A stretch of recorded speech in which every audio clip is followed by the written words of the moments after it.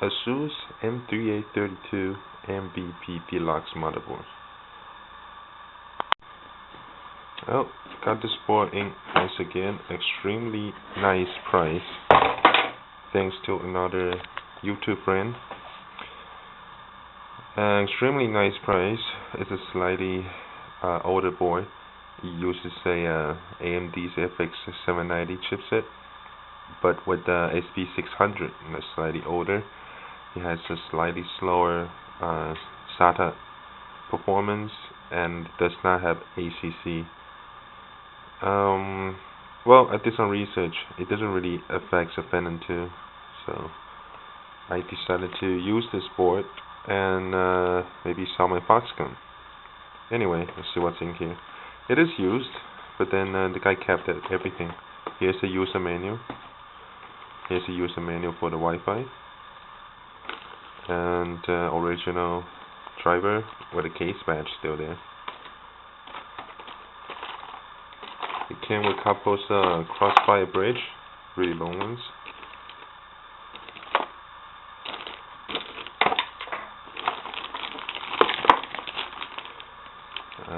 USB port and a firewire port for the back of the case. This thing is show you how to use one of those easy to use connector thing. Should be in the box somewhere. I'll show you in a minute. Adapter for the SATA power. IDE cables, a floppy cable. It comes with the fan. I'm not too sure where that's supposed to go yet. I'll figure that out later when I do the installation. This model will come with the memory heatsink. It's actually pretty massive.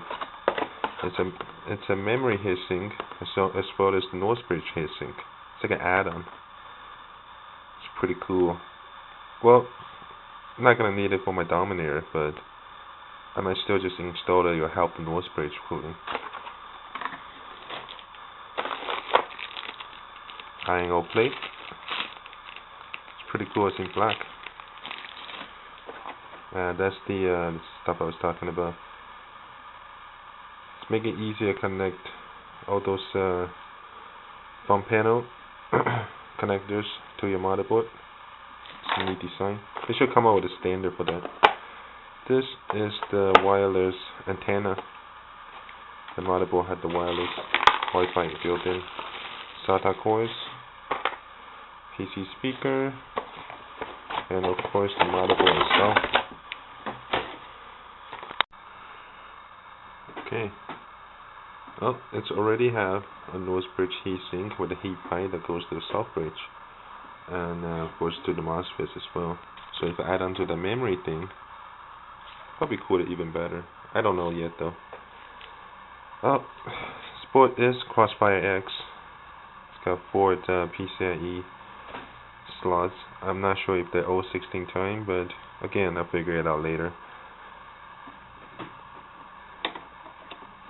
Memory slots, processor socket. There's the wireless card. A look at the back. I/O panels.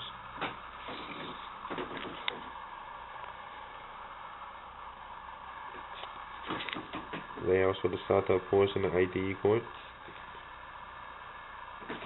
All the layouts are pretty well. Well, this will be my first ASUS board since M2NE. Actually, M2A MVP. Both of those boards I had was disappointment. One of them's got the limitation on the memory voltage. The other one have a fake multiplier a fake voltage change options. And then there's my other ASUS boards that I'm very disappointed with the AM2 socket, and hopefully this one will change my mind about ASUS on the mid-range AMD platform. But this motherboard isn't a mid-range motherboard. When it first came out, it is considered one of the high-end motherboards. It's probably expensive for it when my friend first got it.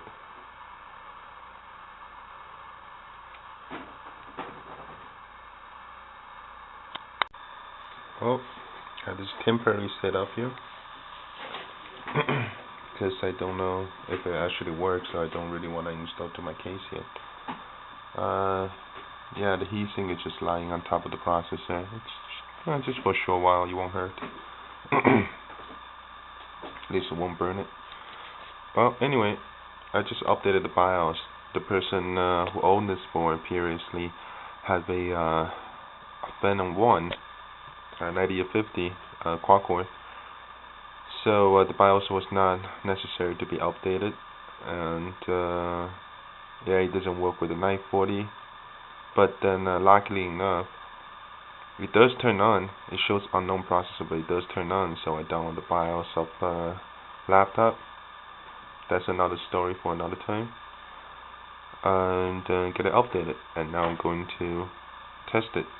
First time run since the BIOS is installed.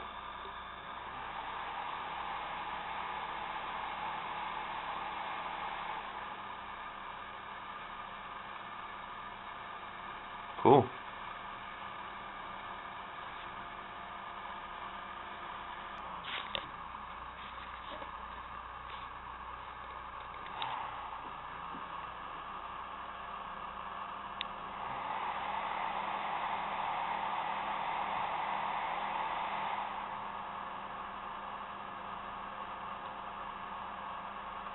Okay. Had the BIOS menu paused. AMD Phenom 2 X4940 at 3 GHz. Detects it properly. Good.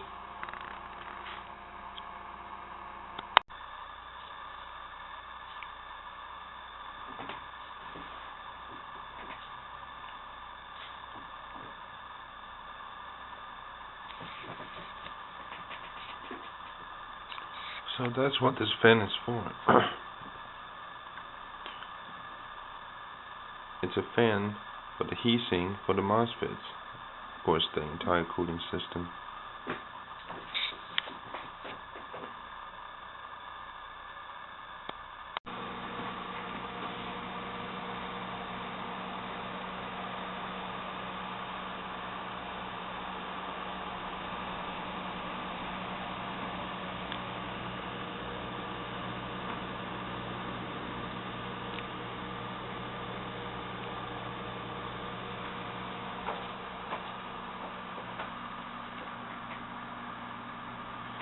Windows loads right up. No need for installation. The same chipset. Just to install a couple of drivers, including the Wi-Fi and maybe the sound. Just realized I didn't explain why I would choose this motherboard over the Foxconn, where Foxconn is a FX790 plus a SB750, and this one is a FX790 plus a SB600 chipset. The main reason is the BIOS. The BIOS of Foxconn just pisses me off. Every time I change a setting on the CPU, I had to manually shut it down to save the power, save the data. I just can't stand it. And also, AMD Overdrive works. That's another thing that kind of pisses me off. You will say, hey, it works, it would be the good thing. Not necessarily. It works means it confuses me. I change the setting in Windows, I restart the computer, the setting stays in BIOS.